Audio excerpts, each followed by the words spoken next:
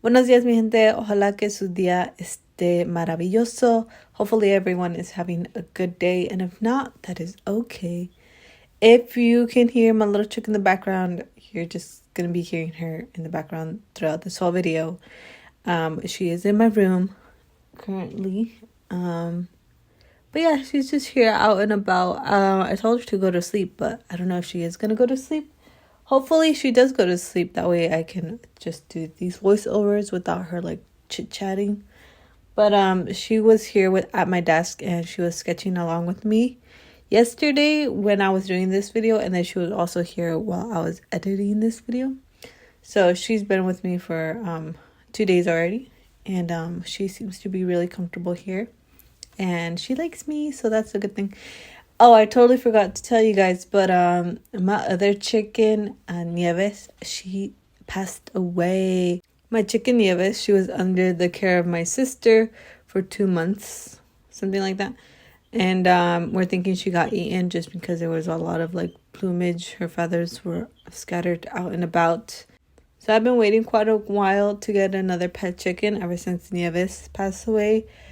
And when I was ready to go get a chicken from Wilco and Coastal Farms, they were always out. And I've been calling the home last month and this month, but they've been selling out pretty quickly. And so what me and my mom decided to do, because she also wanted some chickens, what we decided to do was to just go to Washington. And then there was also another location that was in Hillsborough. But they also sell chickens, and we got a rooster from that farm. And then I saw on Craigslist that they were also selling some chickens up in Washington.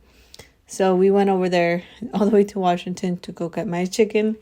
And I saw her and I was like, she is the one. She's pretty small compared to the other ones that we got. She's the smallest one.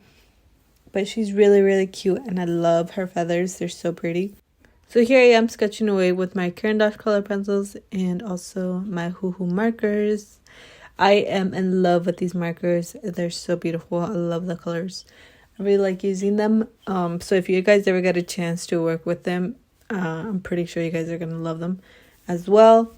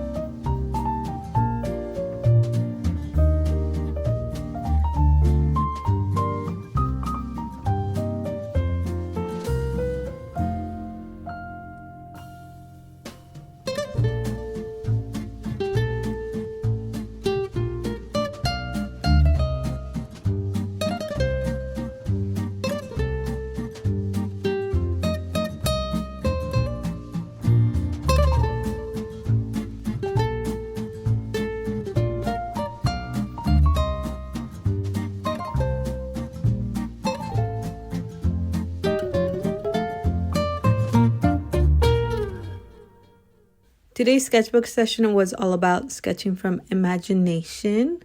So because I already had some practice sketching bears, I was able to sketch these without using reference and just sketching from my imagination. So that is what we are doing here. That is the goal. And because it is from my imagination and I'm not using a reference, I do have to think about the composition of the bear and its body proportions. And it's also stylized as well. So I'm also thinking about that. Another thing that I am thinking about is lighting, my lighting situation. So places where it has shadow or the fur is going to be more dark and areas where it needs to be more lighter. And I'm also thinking about color and where I need to place it. That is also another thing. And yeah. This is what I was thinking in my head. I was creating this little story where this bear is with its teddy bear and they're just doing some activities together. So the first one is the bear reading with its teddy bear, reading a nighttime bedtime story. And then the other one is the bear fishing with its teddy bear. And then the last one is of them sleeping together. So that is the story that I was creating with this sketch.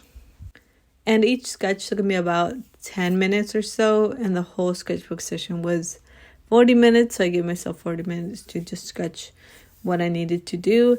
And then the first part of the sketch was me sketching with the color pencil. And because I kept on messing up and stuff like that, and I was just making too many lines where I no longer knew what it was that I was going to be sketching, I had to do some erasing. So I did quite a bit of erasing here in this sketchbook session. Normally I wouldn't do any erasing, but because I could no longer see like my drawing, I did erase some stuff.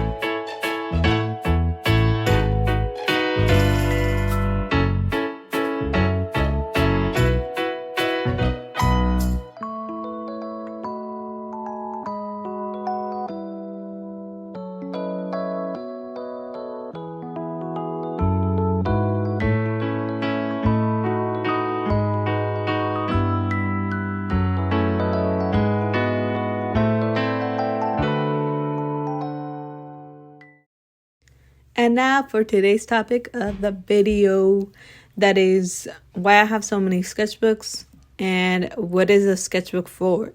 Because there's been some controversy that I've seen on Instagram and TikTok about people saying like sketchbooks are for messy sketching and uncompleted artworks and things like that.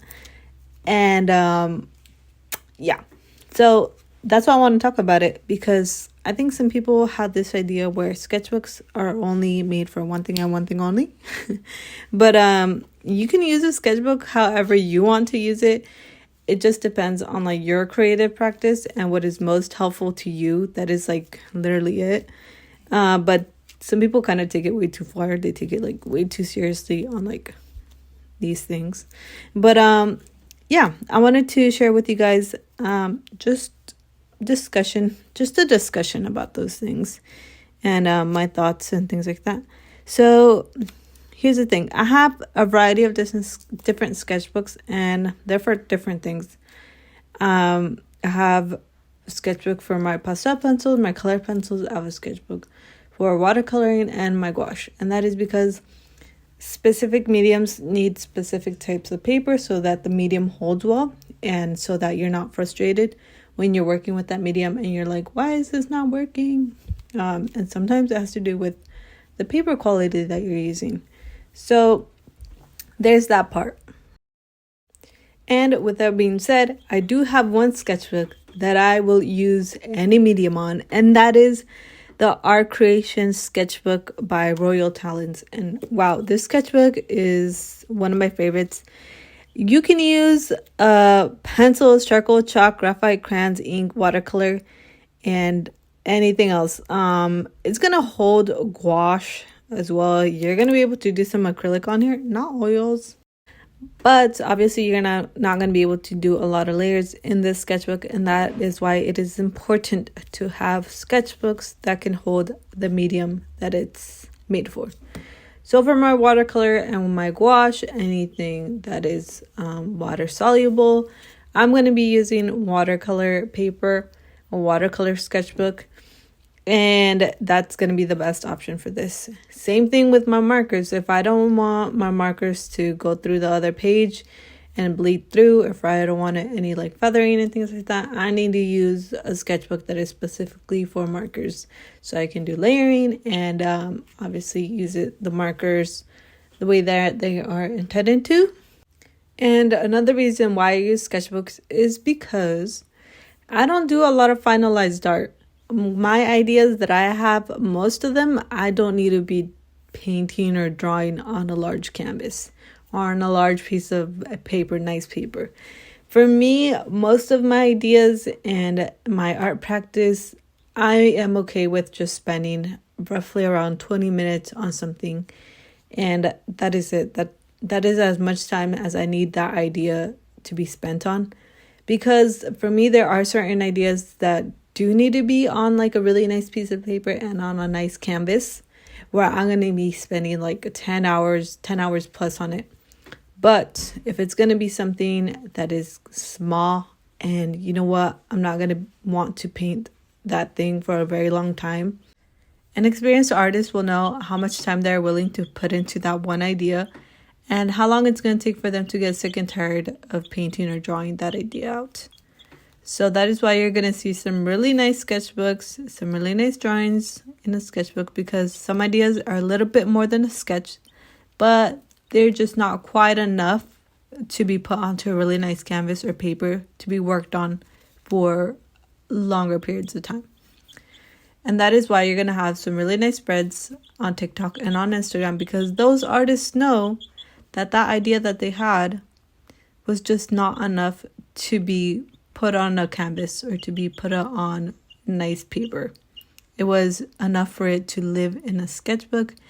An artist that you're going to see that uses their sketchbook this way is named Cesar Santos. They're a brilliant oil painter, and they use the sketchbook in the way that I'm talking about, where they are not quite sketching, but they're not quite making a finalized art piece. And they have many sketchbooks where it has oil paintings in them.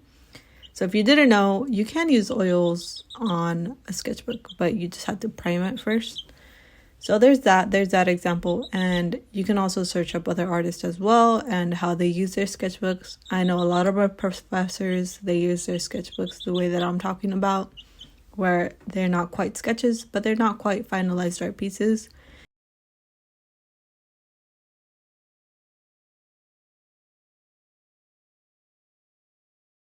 So before I could ever afford a sketchbook, the first sketchbook that I got was from my friend, and I still have it to this day. It was like one of the best days ever that I've had. That sketchbook started off my journey with sketchbooking.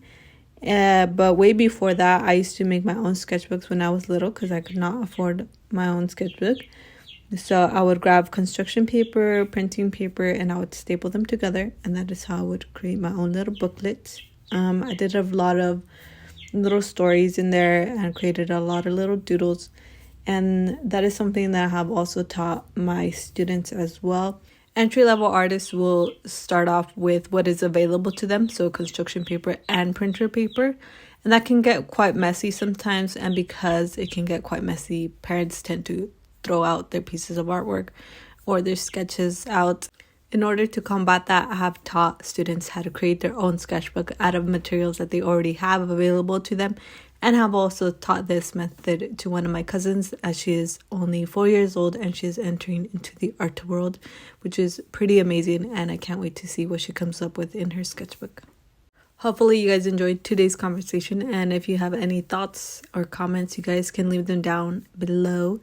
And if you like this video, you can go ahead and subscribe if you wish to do so. You can also like this video, and I will see you when I see you.